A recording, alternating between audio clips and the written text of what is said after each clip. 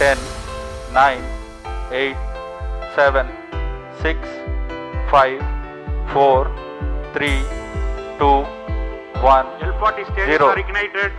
भारतीय अंतरिक्ष अनुसंधान संगठन यानी इसरो ने एक बार फिर अपने geosynchronous satellite launch vehicle rocket को नंबर देते समय 13 नंबर को छोड़ दिया है, जिसे आमतौर पर अशुभ अंक माना जाता है। GSLV रॉकेट की आखिरी उड़ान 29 मई 2023 को थी और रॉकेट का कोड नेम GSLV F12 रखा गया था। तार्किक रूप से अगले GSLV रॉकेट का नंबर GSLV F13 होना चाहिए, लेकिन ऐसा हुआ नहीं। शनिवार शाम 2274 किलोग्राम के वजनी इनसैट 3DS लेकर उड़ान भरा और इस रॉकेट का नाम GSLV F14 कोड नेम दिया गया। दिलचस्प बात यह है कि इसी नंबरिंग योजना का पालन इसरो ने अपने अन्य rocket polar satellite launch vehicle यानी PSLV के माध्यम से भी किया था। रॉकेट PSLV C12 को भेजने के बाद इसरो ने अपने अगले PSLV रॉकेट के लिए एक नंबर आगे बढ़ते हुए PSLV C14 रख दिया, जिसने ओशन सेट 2 और 6 यूरोपीय नैनो उपग्रहों को कक्षा में स्थापित किया था।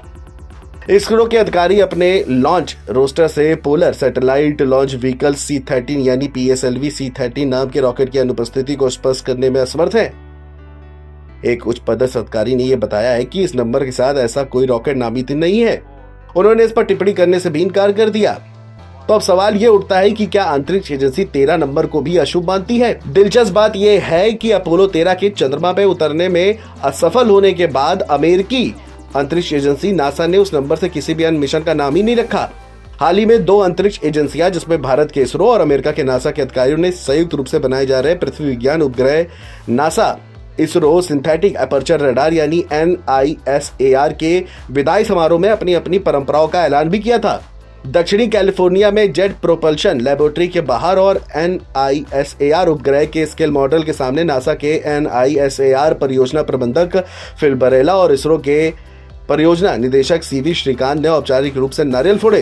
किसी भी महत्वपूर्ण कार्य में पहले नारियल फोड़ना भारत में किसी भी कार्य के सुचारू रूप से पूरा होने का मार्ग प्रशस्त करने की एक शुभ परंपरा मानी जाती है। वहीं JPL के निदेशक लॉरी लेशिन ने अपने संगठन की परंपरा के अनुसार इसरो प्रतिनिधिमंडल को भाग्यशाली मूंगफली का एक जार भेंट किया, जिसमें अध्यक्ष S सोमनाथ भी शामिल रहे थे। और इसी तरह से प्रत्येक रॉकेट मिशन से पहले इसरो अधिकारी आंध्र प्रदेश के तिरुमाला में प्रसिद्ध भगवान वेंकटेश्वर मंदिर में प्रार्थना करते हैं और उड़ान की सफलता के लिए आशीर्वाद मांगने के लिए भगवान के चरणों में रॉकेट की एक प्रतिकृति भी रखते हैं। पिछले कुछ सालों से श्रीहरिकोटा रॉकेट बंदरगाह के पास कुछ और मंदिरों को सूची में जोड़ा गया है और इसरो के अधिकारी या उनके जूनियर उन मंदिरों में जाते हैं और मिशन की सफलता के लिए प्रार्थना भी करते हैं।